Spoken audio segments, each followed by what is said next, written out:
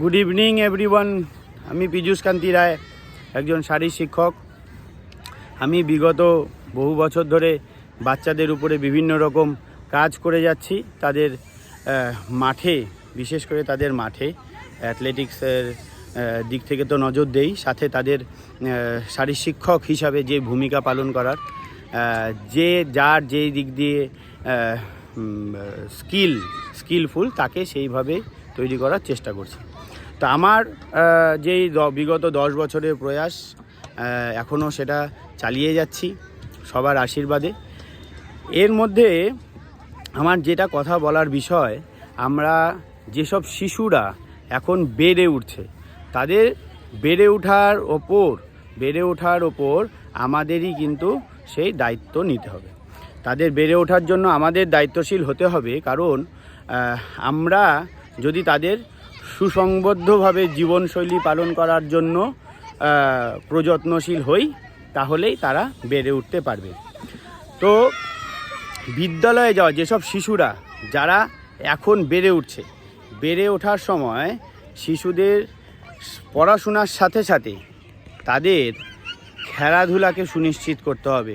তারা যেমন মানসিকভাবে বিকাশ করবে, তেমনি তাদের শারীরিকভাবেও বিকাশের দায়িত্ব আমাদের নিতে হবে। যারা বিদ্যালয়ে যাচ্ছে, বিদ্যালয়ের পরে তারা 1 ঘন্টা বা 1.5 ঘন্টা তারা শারীরিক অনুশীলন করবে বিকালে প্রত্যহ মাঠে, অথবা যারা সকালে সময় পাবে তারা সকালে সেই জিনিসটা অভ্যাস করবে। সেটার উপরে যত্নশীল আমাকে হতে হবে। আমরা বিভিন্নভাবে খেলার ছলে, বিভিন্ন খেলার মাধ্যমে ওদের যে মোটর ডেভেলপমেন্ট, সেই জিনিসটার উপরে আমাকে কিন্তু সম্পূর্ণভাবে আমাদের দায়িত্ব নিতে হবে। আমরা যারা মাঠে থাকি, বিভিন্ন কাজকর্মের পরেও আমরা যারা মাঠে থাকি, বাচ্চাদের জন্য আমরা মাঠে থাকব। তাদের কাছে বাচ্চাদের নিয়ে আসুন, তাদের কাছে বাচ্চাদেরকে নিয়ে যান।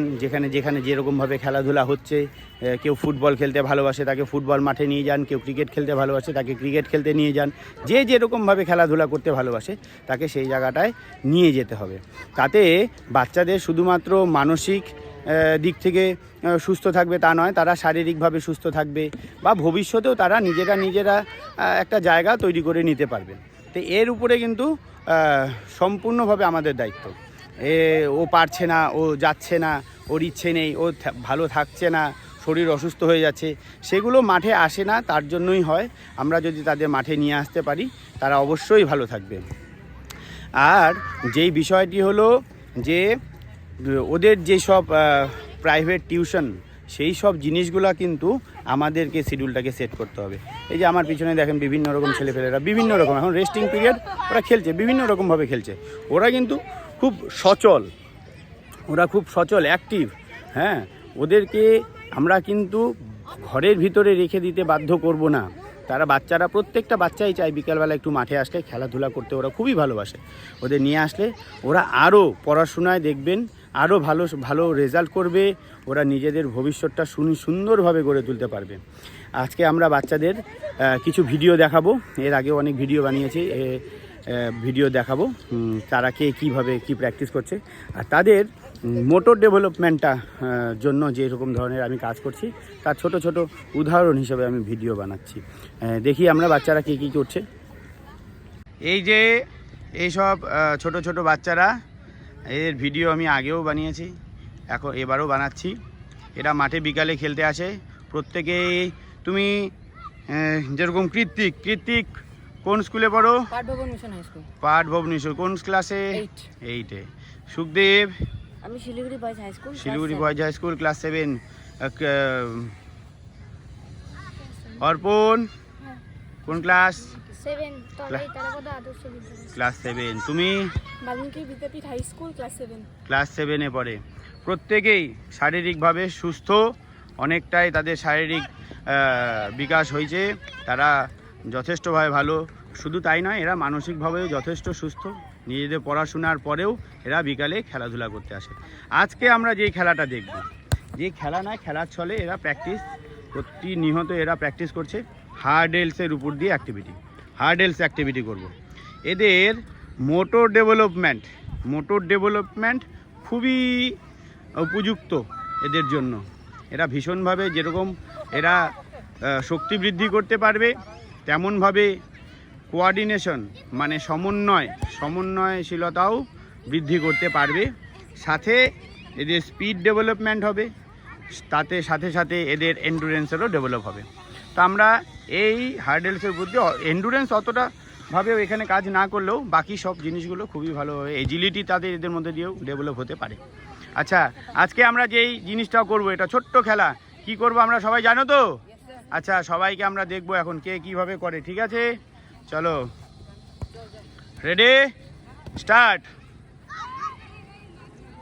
হাত চালাও, হাত কেমন ভাবে, পরের জন শুরু করো।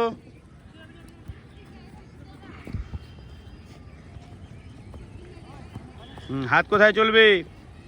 হাত কত পর্যন্ত? মাথা উপরে, মাথা উপরে। হাত কোথায় চলবে? বা হাত মাথা উপরে, পা সক্রিয়ভাবে থাকবে। তো হ্যাঁ, তোমার নাম কি? রোহন রায়। রোহন, ভালো করে করবা, মাথা উপরে, ঠিক আছে? নতুন ছেলে আসছে, ভর্তি হয়েছে 3-4 দিন হলো। ও খুব সুন্দরভাবে আগামী 1 মাসের মধ্যে ওরও শারীরিক বিকাশ আশা করব। চলো রোহন, শুরু করো। এবার একটু জোরে করবা। হ্যাঁ, ভেরি গুড, সাবাস। আর একটু জোরে করো, বডি সোজা। এই যে ভুল করে দিল। চলো, ঠিক আছে। হ্যাঁ, একটু ফাস্ট হবে, মাথা উপরে। গুড। পা চালাও ফাস্ট, পা চালাও ফাস্ট, পা চালাও ফাস্ট। এবার ওরা করবে কৃতিক। এবার কি করব আমরা? Double leg jump. চলো, জোড়া পায়ে জাম্প। চলো, হ্যাঁ, বডি সোজা, হাঁটু বেশি উঠাতে হবে না, জাস্ট জাম্প। হাঁটু বেশি উঠাতে হবে না, বডি সোজা রেখে জাম্প হবে। কোমর টানবা না, হাত দিয়ে বডি টানো। Very good. চলো, আবার হবে। পারো না? পারবা, করতে থাকো, অবশ্যই পারবা। সবাইকে দেখো কি করে করছে। চলো কৃতিক, বেশি পা উঠানোর দরকার নাই। হ্যাঁ, ভালো, চলো, সাবাস, সুন্দর। চলো চলো, কন্টিনিউ রাখো, হাত চালাতে থাকো, থামবে না। বডি সোজা। তুমি ঝুঁকে যাচ্ছ সামনে, ওর জন্য পড়ে যাচ্ছ। তুমি ঝুঁকে যাচ্ছ কেন? তো এইভাবে আমরা শিশুদের যেই সব স্বাস্থ্য, শুধু স্বাস্থ্য বলবো না, শারীরিক, মানসিক, বৌদ্ধিক, প্রাক্ষবিক সমস্ত দিক থেকেই এদের বিকাশ সম্ভব। আমাদের শুধুমাত্র একটু যত্ন নিতে হবে। আমরা যদি যত্নশীল হই, তাহলে ভবিষ্যতে শুধুমাত্র তারা শারীরিকভাবে সুস্থ থাকবে তা না, মানসিকভাবে সুস্থ থাকবে, ইভেন বিভিন্ন জায়গায় এরা রেজাল্ট করতে পারবে। আর সবচেয়ে সর্বোপরি এই সব শিশুরা যদি তাদের প্র্যাকটিস সঠিকভাবে আর ভালোভাবে চলে, তাহলে ভবিষ্যতে অলিম্পিক থেকে মেডেল কামনা করাটা আমাদের ব্যতীত থাকবে না। আমরা অবশ্যই পাবো মেডেল। তবে আমাদের সুনিশ্চিত করতে হবে এই বয়সের থেকে বাচ্চাদের মাঠে পাঠাতে হবে, তারা সর্বতোভাবে সুস্থ থাকবে।